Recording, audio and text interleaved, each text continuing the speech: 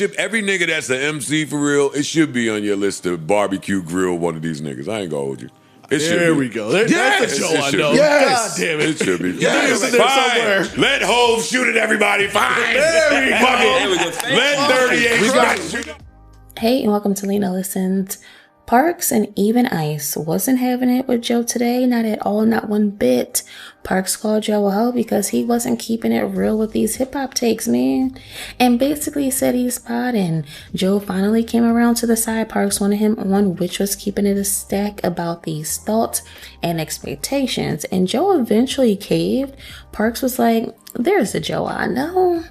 And of course, it got me thinking, people want to protect relationships, potential deals of any sort, resources, etc. So I can see how, you have to keep it cute, but come on now. In Jay-Z's GQ interview, he mentioned that rap beefs should be deaded. I'm paraphrasing a bit. But he took to the Roots picnic stage and got his stuff off and addressed everyone who addressed or shot at him. And that's okay. It's not like he'd be tweeting and getting his thoughts off every day. Address everyone at once and let that be it. It doesn't need a beat. The message was well received by who it was intended for. But back to the pod. I think I do a good job at picking up what people be putting down, reading in between the lines a bit. And if I'm correct, Ice was trying to wake up a thought but couldn't. He hid it behind, we can't tell the truth, we can't be real. And it seemed like he thought Jay got his freestyle inspo from Lux. Now, he cleaned it up a bit because it was very much giving that he wrote a line or two, but the room wouldn't even let Ice think that for a second, let alone say it out loud on this huge platform. Joe nipped all that in the bud fast. He said, I'm trying to get paid this month. Don't go spewing all that. Well, I edited that last line. Another quick thought. Let's say if the cast used their own platforms to get their real takes off, how would that be received on the pod? And would Joe look at them funny? This segment had me thinking about that just a little bit. Now, I'm not saying that they don't get their real takes off, but there are times where they have to keep it cute because the platform is massive, the relationships, etc. This was another moment where the internet was waiting for the JBP, especially the ones who knows they love Jay-Z down. In the beginning, Joe wanted Jigga Man to not do this. You are him. You don't need to address the field. If you're going to come with something new, let it be something that's not about these folks. While the room was on the other side of that, they were thinking, nah, this is the time to do it. What y'all think? Do you think Jay-Z should have addressed the field, or should he had pay them dust? Because he is him. What my boy Tyler say? I'm always on go mode. I just go. I don't know what fear is. When they talk about that nigga, I'm him. I'm that nigga. They broke the freestyle down line for line. Parks was the only one there, live 215, to see it in person. I don't know what folks were expecting for them to go in there and do. It kind of went exactly how I thought it would. I called them opening with the Jay-Z intro on Sunday morning. They all love Jay-Z. They're going to these shows in the summer, so they're going to keep it extra cute. What y'all thought was going to happen today? Like, seriously. Sidebar. I love Ish, but he is too cool for school. Oh my goodness, boy. The whole room knew what time it was for this Jay-Z segment. And he played it off like it wasn't one of those ones. He didn't care. He either really don't care or don't be tapped in for real. One or the other. Ish had another moment today, but I'll address that on the video that's dropping tomorrow at lunchtime, since that was the runner-up for the when should I post my videos poll. So yeah, we need to address a few things with Ish, the whole Potter of the Month segment, Mark, this chain pass off. Yeah, we need to talk about a thing or two. Anyway, some folks liked the freestyle, some didn't. Me personally, I don't see anything wrong with him getting his stuff off. He's still a rapper at the end of the day. And when your children are involved, your family are involved, or talked about rather, that's a whole nother level, whole nother story. He probably was thinking, man, let me pop out one time for the one time and let them know what's going on. Ish made a good point though, that a lot of people didn't like it because it wasn't microwavable bop music basically. You have to break the lyrics down. And that a lot of the younger crowd don't even know who the people are that Jay-Z referenced. Again, that's okay. Sometimes it's cool to appeal to your core fan group. It's okay to make music for your age and fan group. You know, the youngins do it all the time. If you saw the pod, did the review go like you thought it would?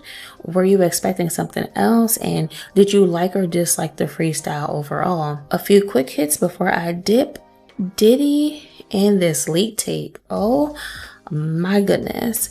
Joe wanted to be fun. He wanted to be a fun moment. Mark wanted to get to the nits and grits a little, you know, a little bit of the serious piece. Overall, fun time won. The jokes rolled from everyone. They gonna pretend to choke and everything. What? Bitch gonna be faking. Yes. Making it crazy. You're killing it. Killing it, Daddy. I got 6 Birkin bags on the side of the bed. That bitch in there. I can't even breathe, Daddy. Fake the leg shaking everything. Bitch, I'm coming again. Oh shit, you doing it again to me. What are you doing to my body? Oh man, yo. Well, except for Ish. In the beginning, he wasn't really trying to rock with the jokes for real, but he got in on the laughs a little bit later. And all I know is, don't y'all pull a Torre when Puff Daddy get out of the slammer. Don't y'all do it. Joe saying your first sip of coffee hurt more than that Ish was crazy. Hurts more than what Diddy got going on, basically. Crazy work, boy.